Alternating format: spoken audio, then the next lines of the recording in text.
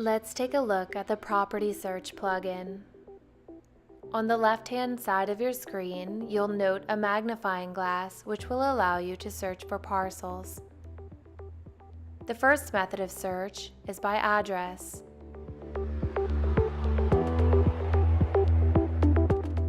Click for more details, and you'll have options to view valuations, tax breakdown, and any documents associated with a parcel. Next, you can search by owner. Begin typing a name.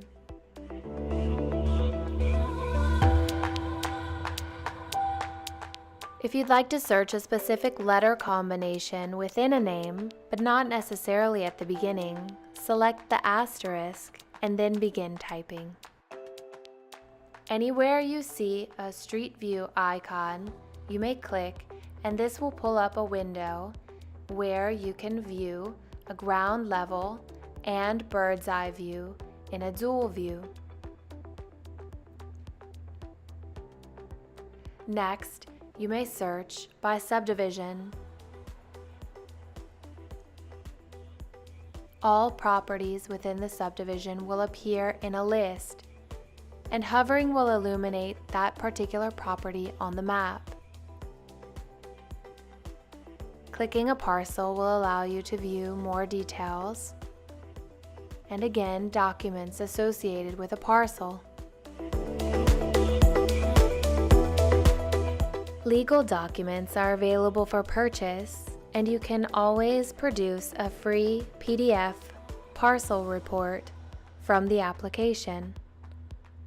Once downloaded, you can open it, save, and send it.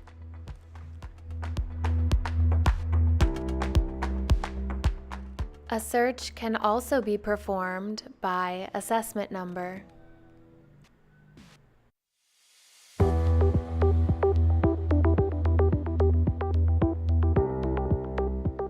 The final method of search is by drawing on the map. In this instance, we'll draw a line and select to buffer that line by 50 feet.